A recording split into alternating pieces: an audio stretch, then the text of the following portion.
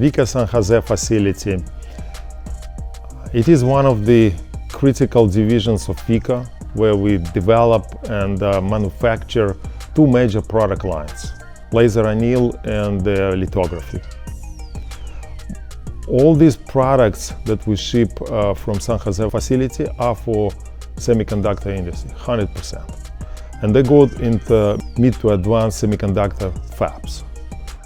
And several technologies that we have in the San Jose facility, like a laser anneal, we really excel here with managing infrared radiation, with the visible radiation, how to make chips smaller, how to extend, and when the chips become smaller and more advanced, they also help to save life battery, makes much more advanced, and that's all the technology that Veeco brings to the table.